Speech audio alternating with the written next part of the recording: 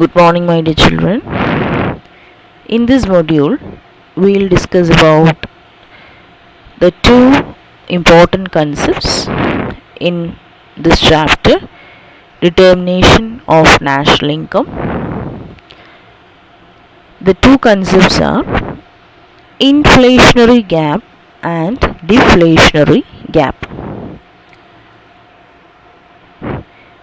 Inflation and deflation. You would have heard about these two words, and these are the two unstable conditions happen in our economy. And what is inflationary gap? When in an economy, aggregate demand, that is total demand, is in excess of aggregate supply. At full employment, the demand is called an excess demand. When aggregate demand exceeds the aggregate supply at full employment level, the demand is said to be an excess demand, and that gap is called the inflationary gap. The gap is called inflationary because it causes inflation. That means if that is increased demand leads to rise in the prices in the economy. So children, I hope it's clear for you.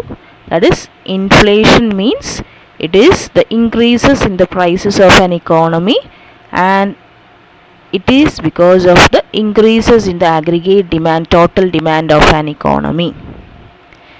And the gap between the increased demand, excess of the aggregate demand over the aggregate supply, that gap is known as the inflationary gap. Let us suppose that an imaginary economy, by employing all the available resources, and can produce 10,000 quintals of rice. If aggregate demand for rice is 12,000 quintals, this demand will be called an excess demand because the aggregate supply at the level of full employment of the resources is only 10,000 quintals. As a result, here the excess of the aggregate demand is 2,000 quintals. The actual supply is only 10,000, but the demand, we can see it is excess of the aggregate demand, that is 12,000. So the gap, what is the gap here? That is 2,000, isn't it? So here we can see the gap. In this picture we can see in the y-axis total expenditure is depicted, and in the x-axis output and the income. And we can see the intersection of the curve of AS and the AD at the point E. The point E is the full equilibrium point also. But here we can see a shift in the aggregate demand. That means the increases in the aggregate demand over the aggregate supply. That gap is called here as the inflationary gap also. Here point E lying on 45-degree line is the full employment equilibrium point. This is an ideal situation because aggregate demand represented by EM is equal to full employment level of output represented by OM. Suppose actual aggregate demand is for a level of output BM, it is greater than the full employment level of output. The difference between the two is a measure of inflationary gap or excess demand. So children, I hope it's clear for you. So from this picture it is clear that what is the exact excess amount, that excess is the inflationary gap. Then what may be the causes of this inflationary gap? Increases in the household consumption demand due to rise in the propensity to consume. Increases in the private investment demand because of the rise in credit facilities. Increases in the public expenditure. Increases in the export demand. Increases in the money supply or increase in the disposable income.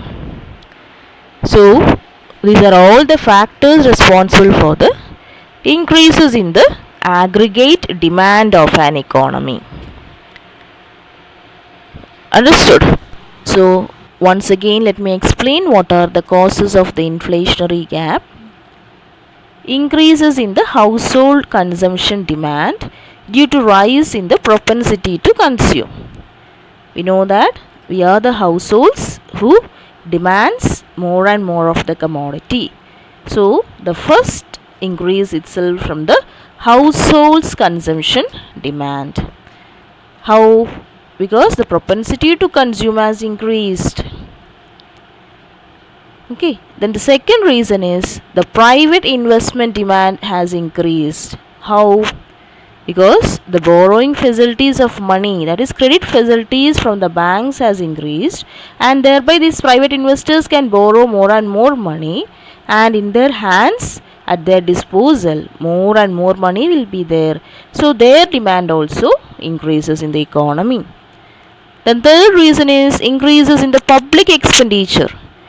That is, if the government has spent more and more money for the public works, that also what it creates more and more money in the public, and thereby also it increases the demand.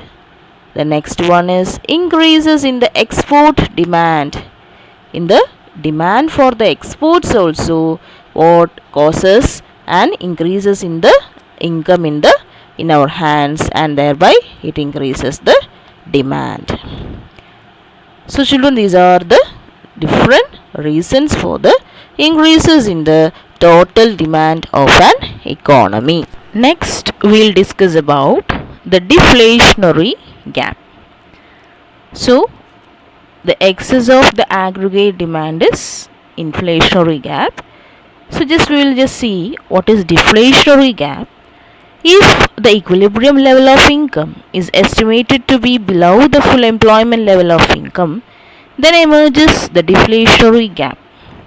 If in the economy there arises insufficient aggregate demand, equilibrium in the economy will occur to the left of the full employment income. So the deflation means decreases in the prices of the commodity. And what may be the reason for the decreases in the prices? Because there is no sufficient aggregate demand in the economy. A deflationary gap shows the amount by which the aggregate demand must be increased so that the equilibrium level of income is increased to the full employment level. This figure 11.7 shows that equilibrium level of income is OY star while full employment output is YF. So in this picture we can see the equilibrium level of income is OY star, it is given as. That is, while full employment output, what is the output means? It is depicted in the x-axis, it is YF. So here we can see the aggregate demand and the aggregate supply has intersected and the equilibrium is YF. But what happens? The aggregate demand is less than the aggregate supply, isn't it? So here we can see the gap AB. AB is the deflationary gap. That is, insufficient aggregate demand causes this deflationary gap. This the economy faces unemployment situation. The economy in the what it is in the depressed stage also. The distance between the 45-degree line and the AD line at the full employment situation is referred as the deflationary gap. Since aggregate demand is less than the country's potential output, the economy suffers from unemployment of labor and other resources. So my dear children, I hope the explanation is clear for you. This is in regard to the inflationary and the deflationary gap.